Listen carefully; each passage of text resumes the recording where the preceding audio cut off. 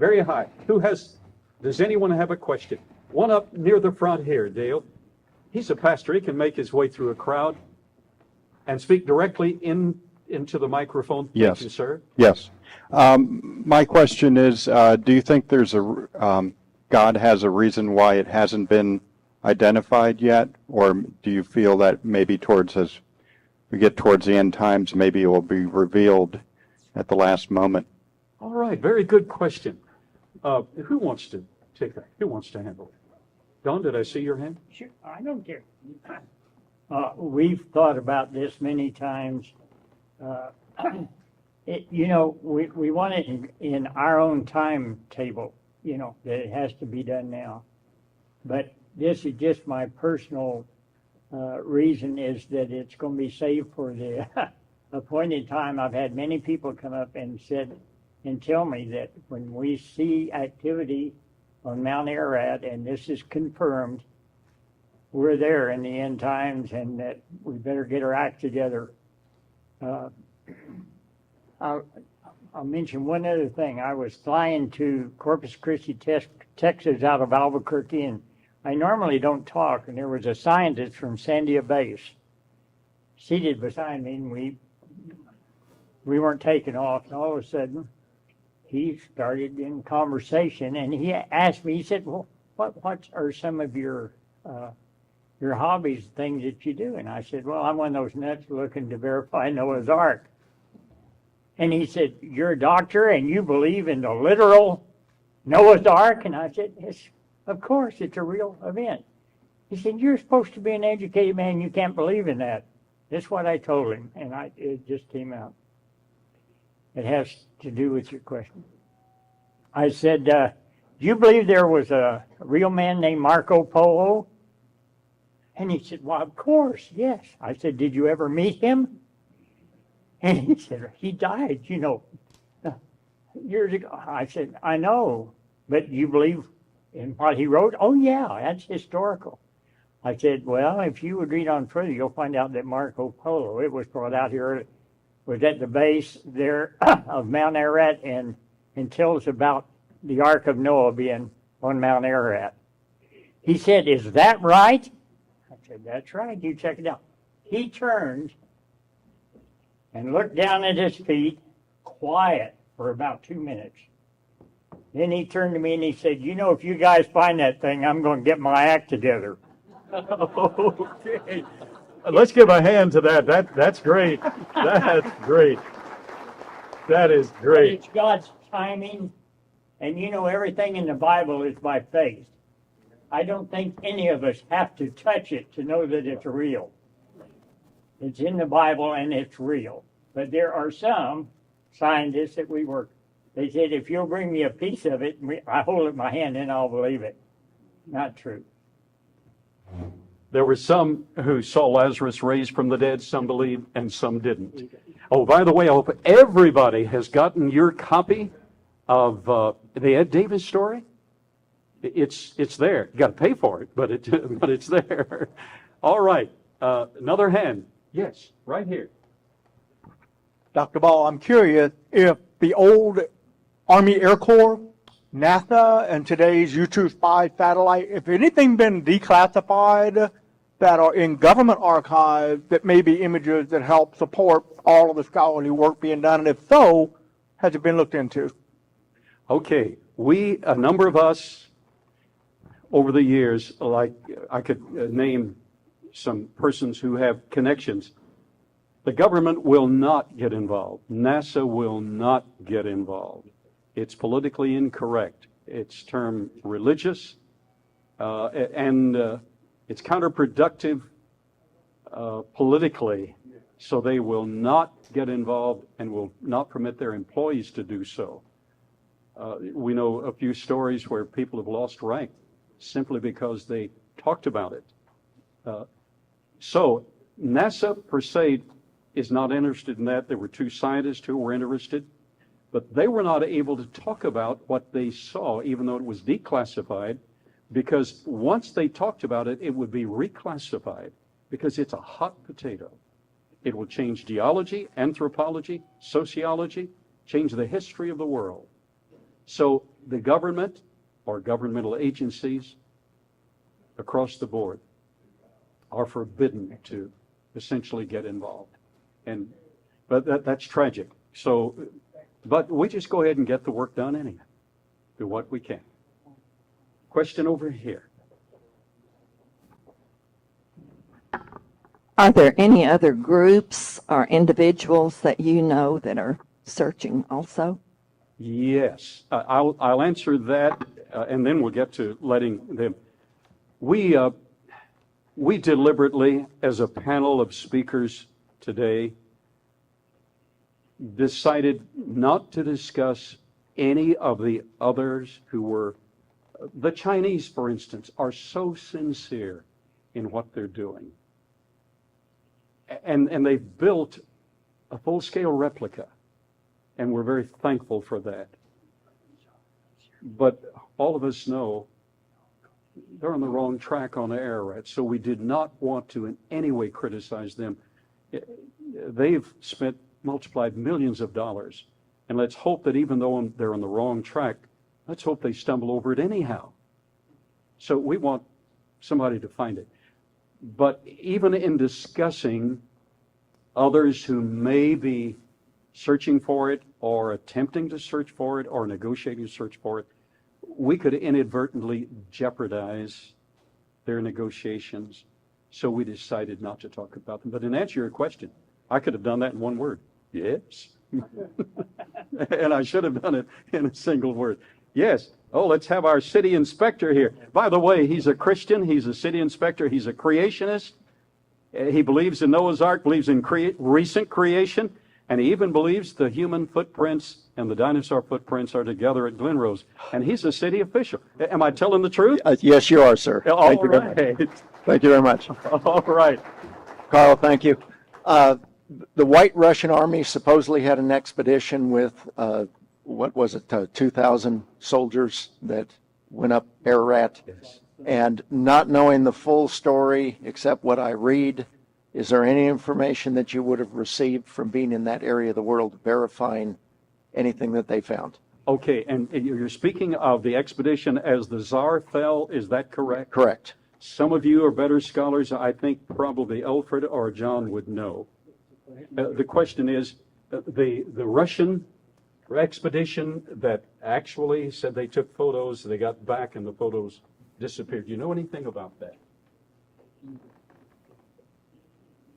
Colonel Alexander Coor talked to me about this back in about 71, and said, yes, that they did take photos. They went up, they measured it, walked in it, had photos. It got back to the Tsar. And I have also personally spoken to Alexei Nikolaevich Romanov, who claims to be the son of Tsar Nicholas. And he said, yes, when I was in the palace at the Kremlin, my father ordered a team of soldiers, 150 or so, and they came back with photographs and everything. But as you know, in 1917, the Bolshevik Revolution broke, and all the photos and any soldier, if they weren't killed, they were threatened to death. This whole thing has been covered up. Ladies and gentlemen, this entire Ark-A-Thon is worth that question and that answer. That's headlines. Thank you. Thank you. Next question. Beautiful. Just right. Okay, someone here, and then we'll go downstairs. It's hot outside, so aren't you glad there's a little air conditioning? This question is directed to Dr. Judkins. You were talking about the Babylonian map. In the center of the Babylonian map, there's a small little indentation. Now, that's been studied for years, but each one of those areas that look pointed have also been studied and have excess. Is it plausible to believe that that indentation could possibly mean that could be the center of what was considered their world, and one of those pointers could be pointing directly to Ararat in a northeast direction? These are good questions. Okay, the Babylonian map, we don't know what that center dot means. I would agree without really knowing that that would be the center of their world. That's speculation. It's a good theory. We don't know that. Those points, if you go back and watch this later, or you can just pull it up, there are points, and those points are directed to different mountains. There's like 6 or 7 different mountains that are named, and then different islands. And then right in the middle, as where that little notch is in the center, coming down is the Euphrates River going down into the ocean.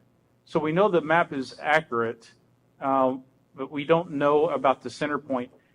However, where it said Urartu, where I showed you it highlighted, it said Urartu, that is above that is where Ararat is. So the Babylonian map shows us precisely where the kingdom of Urartu is, but I do think that's probably the center of the map according to their region. Very interesting. Yes, another question up here. Where are you, Dale? Oh, I think we've lost him. We'll come back up a bit. We won't ignore any question. Yes, okay. We have a question from a lady. Those are the best questions. Oh. No, another gentleman. Thank you, sir. The information on the muscle or whatever it was that they found, have they done a DNA check on that? Okay, that would be Bruce Hall. Let's get you where the camera picks you up. I'm trying to stay out of your way. It's more difficult all the time. Your question was further testing on the muscle? No, we have not. No, that's what I showed today is just the preliminary from SEM, and so our next step is getting the funding to go forward with more testing, so we can get DNA. We'd like to know what type of muscle is it. I mean, I think we all in this room. I tell you, even Aaron said it. Kind of the last thing we expected from this sample was to be flesh. I mean, really, we were not expecting that, but we're excited about it and hope to see what it comes out to be. And the reason we can discuss this or agree to discuss it at all is that it was brought up in the Q&A after the premiere of the film. So we're trying to restrain ourselves and yet give as much information as possible. Next question, Dale. Who do you have down there? Yes, sir. With the satellite technology that we have, NASA is not the only one that has that technology with cameras. There are other countries that have cameras. They can likewise pinpoint exactly where that ark is located. Plus, also, if there is going to be another expedition, why can't drones go up there and scan the mountains? Drones is the technology for today. Okay, I'll just give an answer to that. The winds often reach 100 miles per hour, right? 100 miles per hour in velocity on the mountain. The storms come up in a matter of minutes. Lightning strikes. Dr. Morris was struck, was it immediately after? Was it during that time I told you survive? Was that the one you got struck by lightning? Yeah, I don't recall that, but lightning almost every afternoon it comes up. Yes. So what is normal for us is not possible on Ararat. Plus, as some of the speakers mentioned, these areas are covered sometime at 250 feet of ice and snow. You can be right over an object and the camera won't pick anything up but ice and snow. But if you knew specific coordinates, and if you knew when the thaw was going to be there, and you knew it was not going to storm, and the locals would let you go there, the locals, I mean the government, the Kurds, ISIS, all are, the mountain is now more troublous than ever because of terrorism, et cetera, et cetera. So it isn't just a forthright thing to do. One of our early advisors said, I'll build you the drone to do it. but the drone was not practicable. And the government will not release information. It's extremely sensitive. Very good question, and we've tried to anticipate those things. Dr. Yes. Ball, to add to that real quick, when we were there, we actually took 2 drones into Turkey, a smaller one, a smaller drone for part of the filming, and a large drone, a professionally large drone. It's huge, probably very close to what the military uses, but they wouldn't let that through customs because they were fearful that it was going to be used against them as spy technology. So and it's too close to the borders. So they would not allow us to use, they wouldn't even get it through customs. We had to leave it there. We did get the smaller one in, but one day we were right about 2 miles from the Iranian border, and we were flying the small drone, and they said, y'all got to get that down right now because there's guard towers and they can see you. And if they think you're spying over the border, they will shoot without asking questions. So it's very, very problematic. Yes. It's the most sensitive enterprise going. Okay. Yes. Over here, Dr. Baugh. Where's the mic? Oh, okay. I know you, Dr. Malone. I know you. Thank you. Is Dr. Judkins' team, who did the latest expedition, and your sighting at the general same GPS coordinates, or are those 2 different locations? No. Ours is in a very treacherous, extremely treacherous area, essentially inaccessible. They had other reasons to go where they wanted to go. I mentioned to Mr. Bright, our participation, but he had other plans. They were not the same locus. You don't know for sure where it's located. It's playing 2 different pieces of evidence. We really don't. We just have evidence it's there, and when somebody locates it, it'll be confirmed, not discovered. Did I get that through earlier? Okay, good. Next question.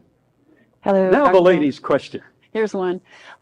Based on the findings and evidence, and let's see what else, the adventure and the hard work that's been done, Alan Searson and anyone else who's going up there again, how are you going to strategize?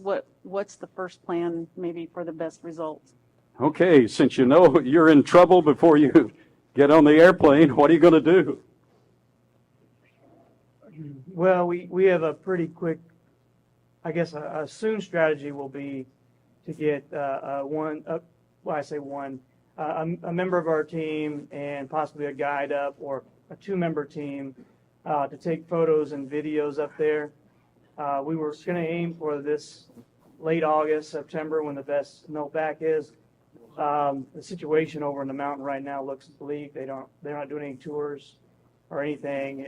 If it lasts through what I understand, if it lasts beyond this month into next month, it's probably going to cancel out some opportunities that not just my team but other teams maybe had for this summer. So we may have to readjust and look at doing the same thing next summer. But what you talked about, doing it safely, efficiently, I think our best opportunity is going to be to stay small, get good mountaineers that can go up there that also can, I guess, handle framing something in a camera. If they get close enough to the target object in the area we're looking at, then they'd be able to get quite a bit photoed, videoed. And one that we're aiming at is someone who would also have journalism capabilities to be able to document and record what we see. And then it's, as other teams have done, they go and they say, here's our evidences. Now can we add to our team? Maybe take a 4-member team later on, or twice as much, just depending on what permits and such that you can get. And again, that's complicated with the fact that every season changes and every year changes, and what you could access last year, you may not be able to access this year, plus the glaciers shift. And currently, it's a one-way trip. You don't come back, currently. And these men know that. Yes. A very basic question that I've had since I first heard about Noah's Ark possibly being on Mount Ararat is that there are many mountains that are taller and just basic logic, even as a child, I would think that Noah would want to land on the tallest mountain first that would be above the water. Now, since then, I've learned that the mountains were pushed up. So the tallest mountain today, Mount Everest, it's been reported there's seashells at the top.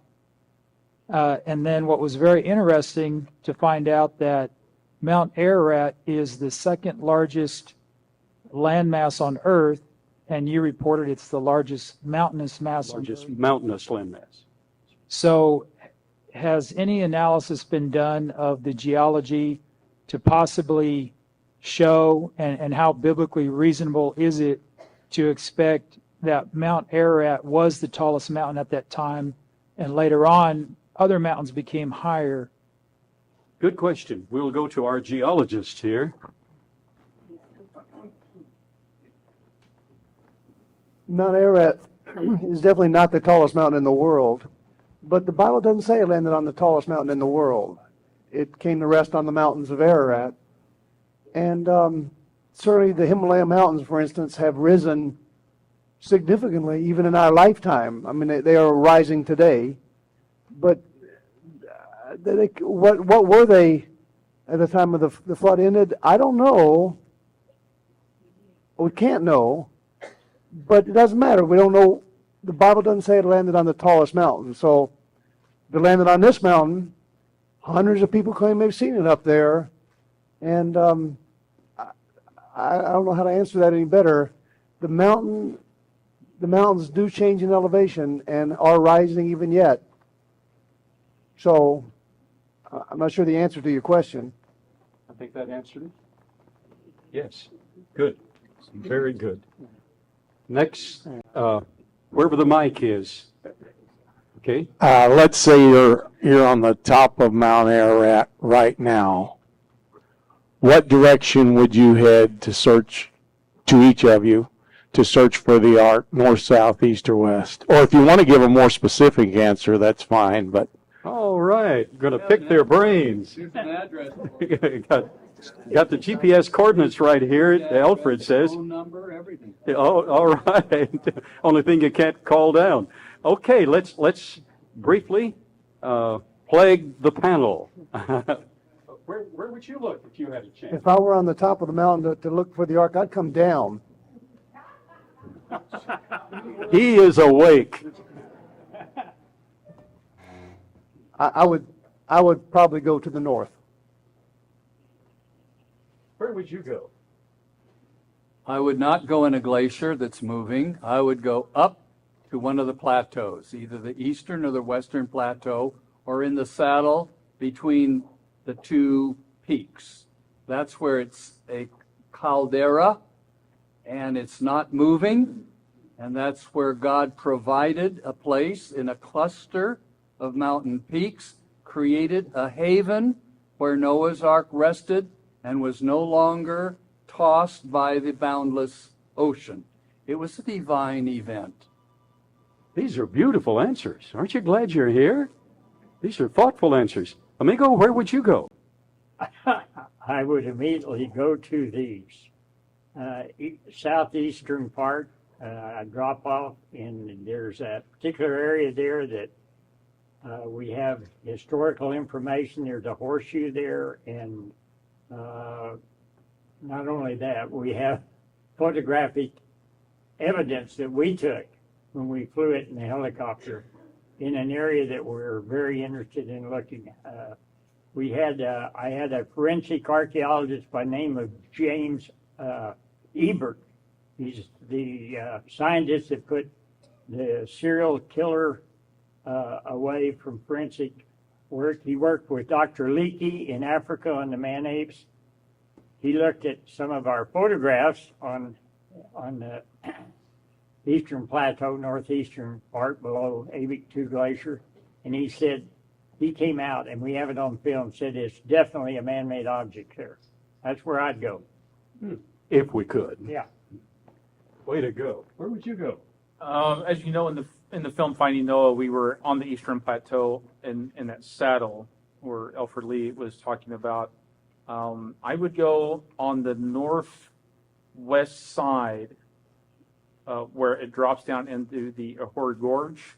I would go down there, and at about 14,500 feet, right under the AB2 glacier, is, I think, where we need to be looking next. All right. Let's go to the side of these gentlemen. Bruce, where would you go? Well, I'd go to the GPS coordinate that we have 2 organic pieces of material. Oh, he's already been there. And I would take some robust equipment that could actually chew through rock, ice and rock, which would be very difficult because it's hard to carry all that up there. But I think if you poke more holes around there, you're going to find either an arc or a significant debris field. This is an unparalleled experience today to hear this. Where would you go? Our next expedition, we will send at least 2 members up the northeast side. It'll be just to the west of the gorge. I may mention it here, about 4,138 meters up on that side. There is an area where there's a rectangular indention in the mountain cave-like area where it appears to be a ancient architectural structure that has some patterns about it that give us a reason to want to do further investigation. So we would go there and document what we can. All right. Where would I go? Bob Summers and I would go with Don Shockey because he's the president of the corporation. Okay. Next question. I'm really interested in the pre-Sumerian characters that were discovered and where we could find more information about it and the depictions of them. Yes. Who wants to address those Sumerian characters? Inscriptions, the Karada inscription. The Karada inscriptions. John Sumerian characters. You talked about this. I didn't get out. The oldest language. Which one? That was me. That was Amigo Don talked about that. What was the question? He's interested in those, so just a brief. We're up here discovering Noah's Ark. Yeah, we're going, Drawing a map with an address right here for you. the thing about it, that they have placed, the origin of language in many different places. And the thing that I was particularly interested in is that since we think this is the birthplace of civilization, that the scientists have found evidence there on the walls in archaic Proto-Sumerian, and it's ideographs. It's pictographs that are carved there, and it's near Karada, Korhan, in the area, and but they've never been back because it will absolutely confirm the biblical description of what's there, and they will drop it like a hot potato. If you want to get fired from a university, just tell them you're a creationist, and you won't get the job. Yeah. Politically incorrect. There is astounding anthropological evidence that Dr. Shockey mentioned, but they just ignore it. Okay, whoever has the mic is, yes. Yes, sir. Is there any other religious groups beside the Christians that are also looking for the Ark? Okay. Anybody else other than the Christians looking for the Ark, you veterans? Sure. Yeah. Sure. The Chinese are... Besides the Chinese, and I saw them in Hong Kong, as I told you earlier, and they built a Noah's Ark. But let me share you something. The Muslims, when I went to the Islamic Center in Washington in 1970, right after our first expedition, I talked to the curator, Yosef Ahmed Abadi, who said that and we went all through the Quran, spent all morning on this. Wonderful man, Muslims. And he said that according to the Quran, El Judi is part of Mount Ararat in Armenia. And as was so eloquently explained a little bit ago, Judi becomes Kudi or Kurdish and so on. The the Muslims are very interested in this, but listen, there's a deception going on, and they want you on another mountain. What would you choose? The Quran or the Bible? Okay. The Quran originally agrees with the Bible. Urartu, Mount Ararat, Armenia. And this is a very interesting thing. I have seen a demonstration on a video, and I have that, where you take the Hebrew word for God, Yahweh. You know, it goes from right to left. Yahweh. The heavy part of the Hebrew text is at the top. All the words hang like on a clothesline. Have you noticed Hebrew? All right. Yahweh. You take that word upside down and backwards. Do you know what it says in Arabic? Allah. Think about that. Allah is the God of Israel, upside down and backwards. In other words, it is a counterfeit. It is a deception. Worship Allah, Allahu Akbar, and then they kill you. Is that the God, our God? No, it's not the Creator God. It's not the God of love. Very well stated. In partial answer to your question, as we were negotiating this lease and this business arrangement with the officials there in Ankara,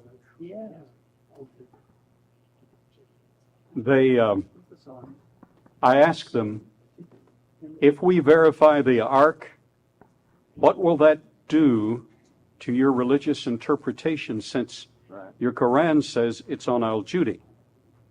And they answered immediately, we are prepared to say that Al-Judi is an extension of the mountains of Ararat. And that's essentially what you men are saying. And they said they're prepared to do that, but they were not prepared to do that in advance. Dale, where are you with the mic? The mic's on the front row. All right, you finally got it. Pardon me, I hesitate to ask this question. Hold just a moment. Yeah. I think they want to give a further answer to the last. Let me come out a little bit, tell a little story. I was in Dole Bayazet there waiting for permits to clear, and somebody knocked on the door, and there was a man dressed in a full Muslim priest outfit.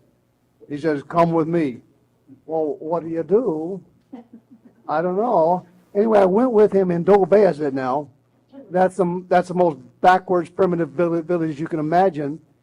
Two of us went. My Turkish interpreter, he's a Christian guy. He went with me, the two of us, and we went through Dole Bayazet. I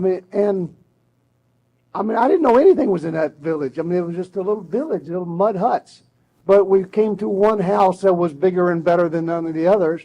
Went inside, and there were about 10 Muslim priests in there in full-length garb and pontificating and doing what they do. And what they had done, they had taken several of the ICR books and translated them into Turkish and were making the creationist books available in Turkey, but they took out all the Christian references. And, okay, that's better than nothing. But anyway, so they knew me, and I didn't know them particularly.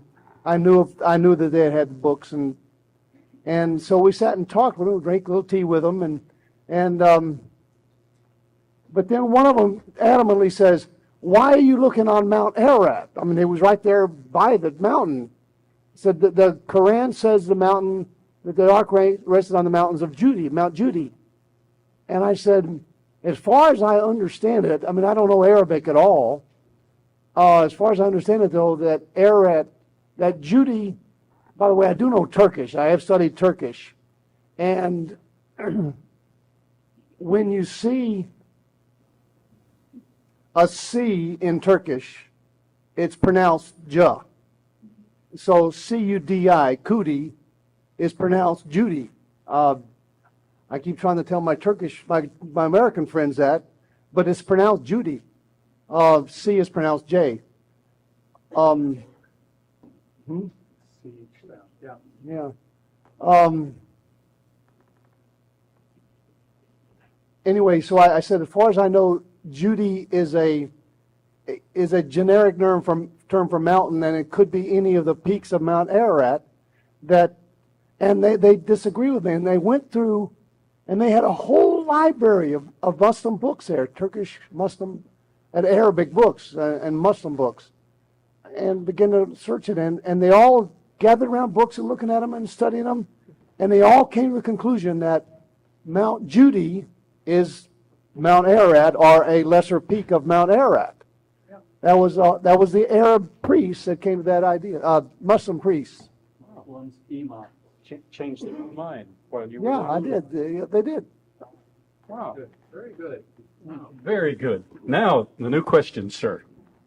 Yes, I hesitate to ask this question, but I'm going to do it anyway. Where the Ark is located now, we were talking about a gorge there, if I understood.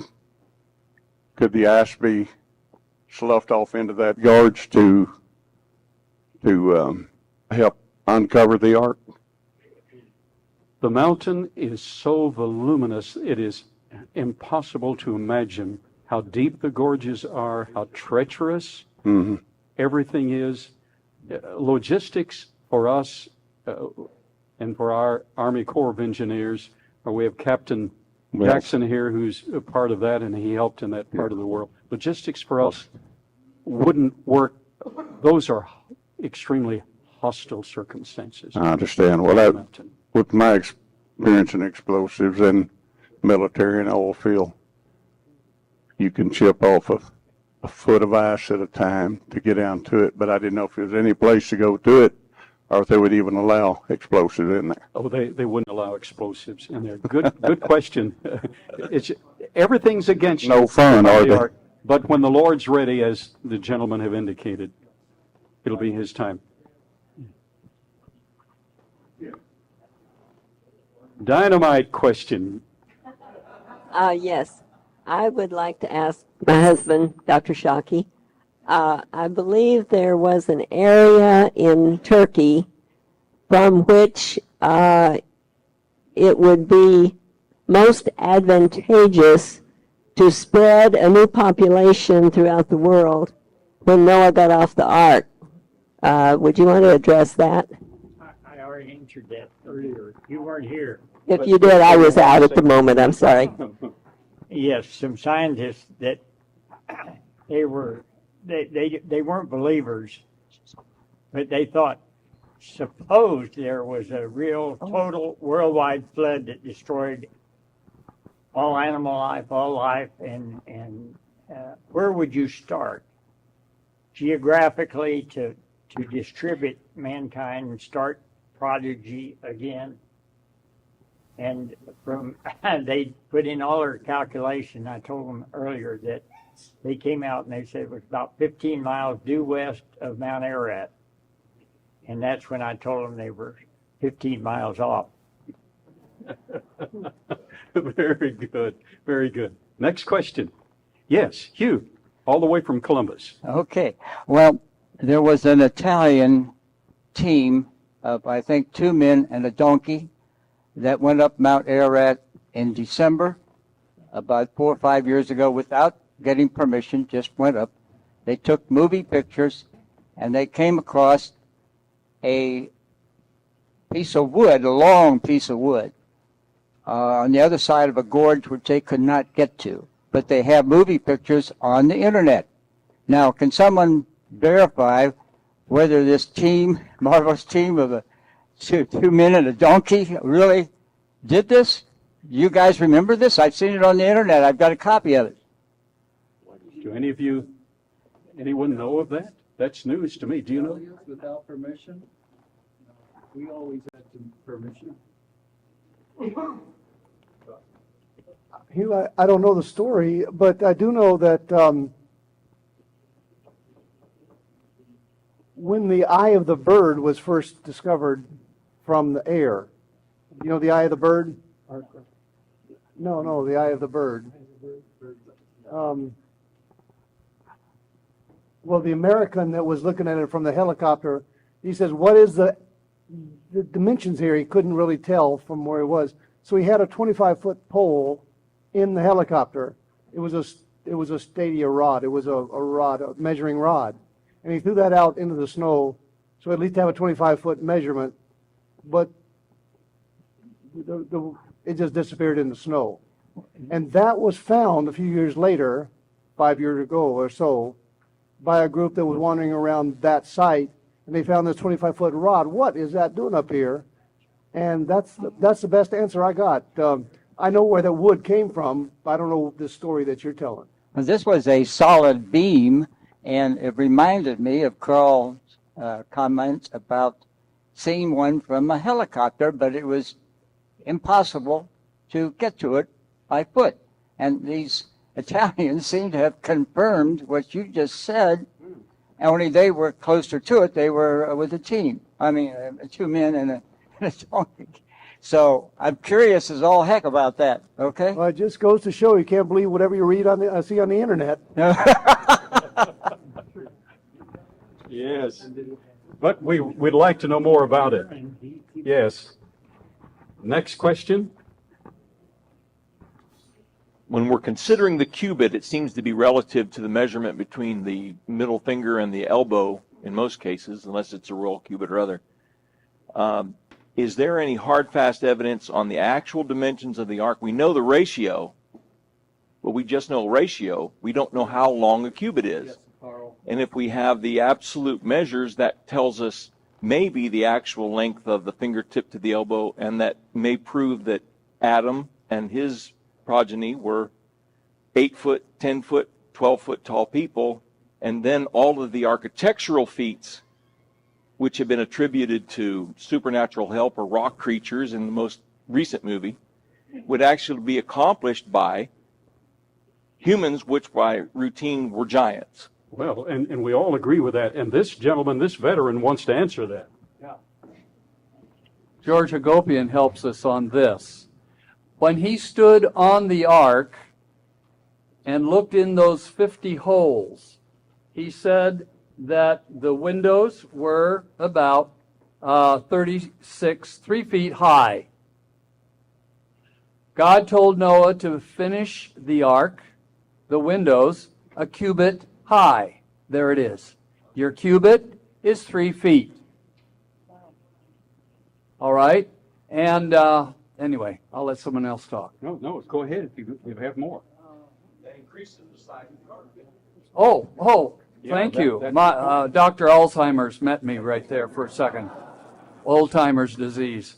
But as I was sitting and taping George Hagopian and drawing from his personal witness, he said the ark was from here to the house. That was 1,000 feet long. Okay, 450 feet, a cubit, 18-inch cubit, times 2 is what? 900 feet, about 1,000 feet. So there you have it.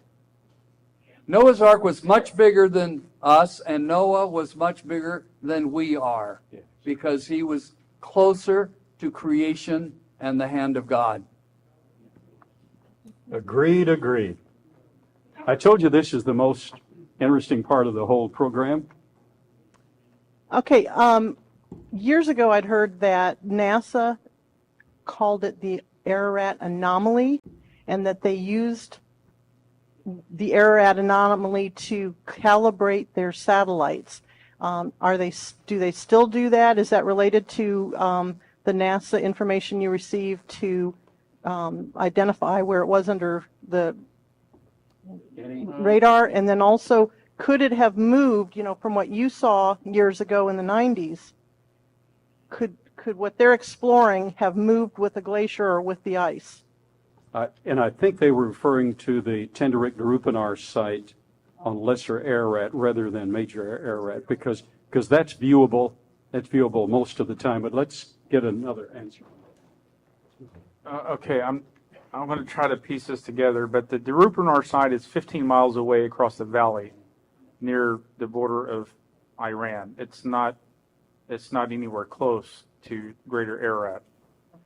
The Ararat anomaly, if you've seen the film, that was classified satellite information at one time. However, that was declassified at some point in the past, and I believe that's on the western plateau. Does anyone know? I think that's on the western plateau of Greater Ararat, that anomaly. If you've seen the film, one of the experts says that's a rock formation there. So I don't know about your other part of the question about how they calibrated the satellites with that. I'm not really sure, but we do have a guy over here that used to read satellite imagery that has more information on that. You could probably talk to Jim later about that. Yeah, and John and Bob, we flew within 200 feet of that rock anomaly. It's on the north side there now. Yeah, that's another anomaly there. And you could We flew see it within from- 200 feet of You it. could, if you knew it was there, if you knew it was there on the north side, driving around Ararat on the highway before, you could see it sticking out. And, From space, yeah, from outer space. yeah, Okay. that's what they say. It's a natural rock formation. We flew within 200 feet of it in the helicopter.